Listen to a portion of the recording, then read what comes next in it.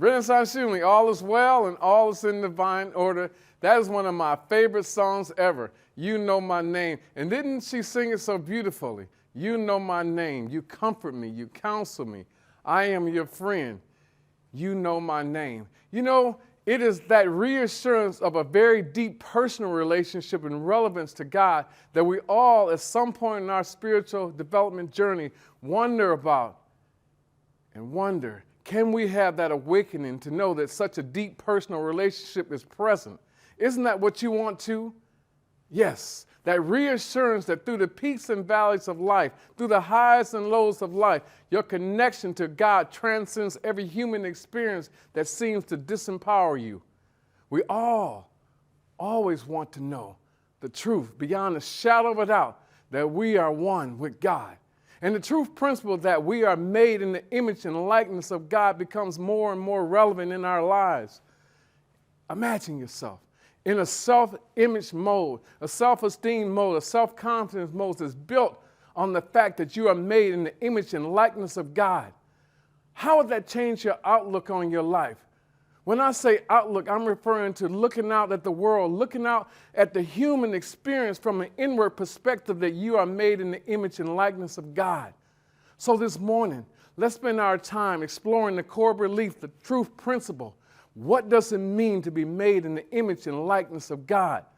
What does it mean to be made in the image and likeness of God? And let's extend the conversation to what does it mean to be made in the image and likeness of God? And why don't we just extend the conversation to what does it mean to be made in the image and likeness of God and to demonstrate our image and likeness of God?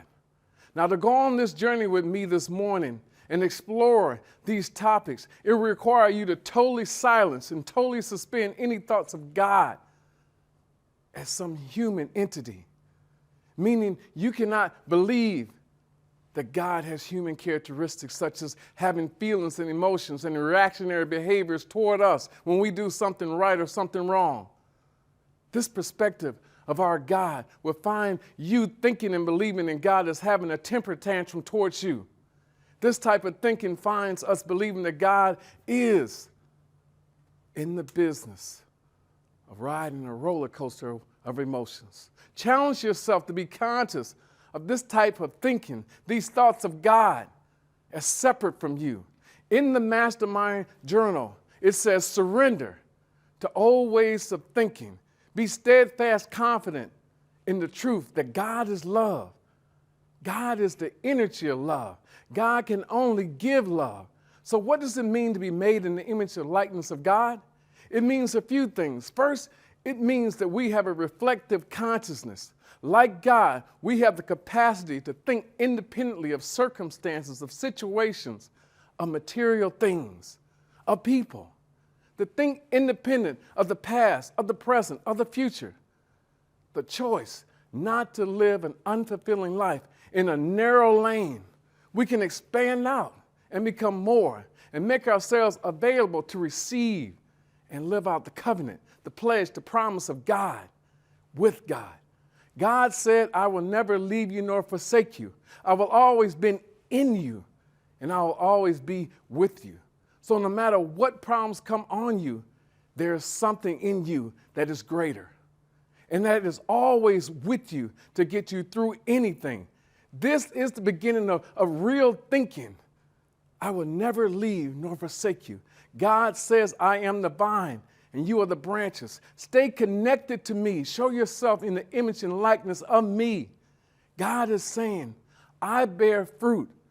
So you as branches of me are supposed to bear good fruit. So we're totally moving away from the ideology of God is to be feared. God is love and God is to be loved. Say this with me before we explore our topic. I am made in the image and likeness of God. I am here to bear good fruit. When you say or think this truth, this aligns you in the word, the thoughts, and the actions of your higher spiritual nature. Understand that your spiritual nature is the image and likeness of God. So we move to a higher and higher vibrational flow, and we show up everywhere as love. You know how sometimes we get to feeling some kind of way, overwhelmed, discouraged, disease, not valued. We feel like life instead of staying still, we're on pause. Those feelings and emotions have us waking up saying, Lord, just help me get through the day. But God has greater plans for you. Remember the covenant, the promise. God knows what is on you. God knows you've been trying to multitask, trying to get through. God knows you're grieving the loss of a loved one, depressed about a relationship, depressed about your finances. Come closer to God as divine. Do not let what is on you, worrying and stressing you, make you forget what is in you. Don't make your struggle greater than your covenant with God. You are made in the image and likeness of God. Come closer to the vine so you bear good fruit in your own unique expression of self. The parable of the vine and the branches illustrates that knowing we are made in the image and likeness of God, we must recognize that God is the vine, we are the branches. John 15:5 tells us that God is the vine, we are the branches. And if we remain in God and God in us, we will bear much fruit. But apart from God, separate from God, we can do nothing in a sustainable way. Momentary success and it withers away. Clearly, this relationship with God, Christ within us, is like the relationship between the vine branches and the vine. Think about it. Away from the vine, God, Christ within, the branches will lose the supply of life and wither away. God is our source to bear the fruit of life and the life experiences that allow us to expand in spirit of love.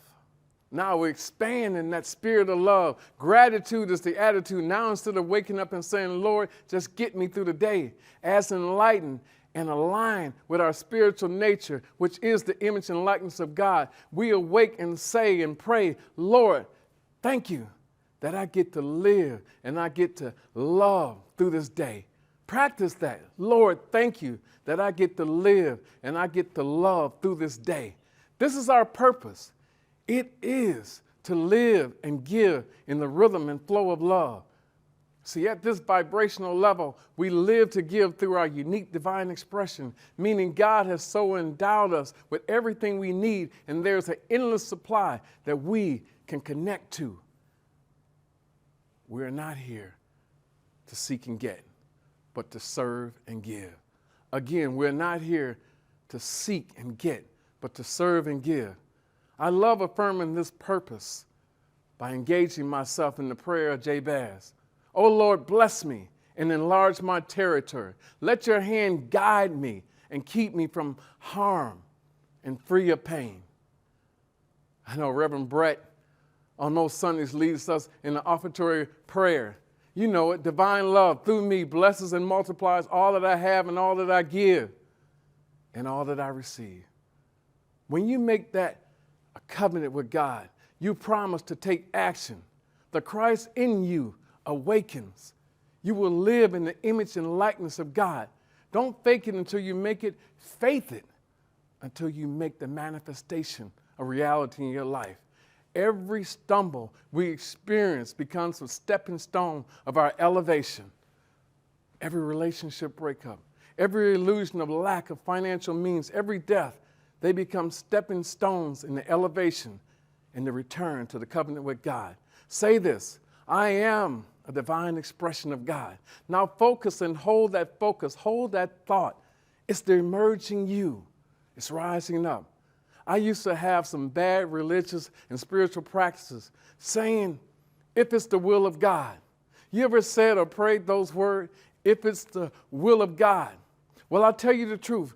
God offers you the keys to the kingdom of heaven. We are so good at narrowly defining ourselves, putting ourselves in a narrow lane, that little cell, that little box, and living too long in those lanes, in those boxes, in those cells. It's like filling out an application, and there are a set of boxes to categorize you and define you. But we are so much more than any box that we check. In truth, we cannot fit in a box, in a lane, in a cell, because even when we try, the spirit and the mind wanders, drifts, and it dreads the thought of not expanding. And so we ask ourselves to dream and drift into a mystical inspiring vision of us as healthy, whole, prosperous. The Almighty Spirit, the vine, the branch, the image and likeness of God. Move forward confidently, knowing there is something in you that is greater than what is on the outside of you, that you're seeing, that you're experiencing. Move forward and outwardly be confident in your covenant with God. Affirm this: I am centered in the awareness of divine love and unlimited possibility that is God. No matter what is happening outside of me, I can, I will, I must pause, breathe deeply, and anchor myself in the covenant, the vine, the almighty source, God, the mastermind. So I shall move forward, making my life wonderful, magical, filled with the manifestation of miracles. And so it is. Amen. Renaissance Unity, I love you, and there's nothing you can do about it. So you might as well radiate love back to me.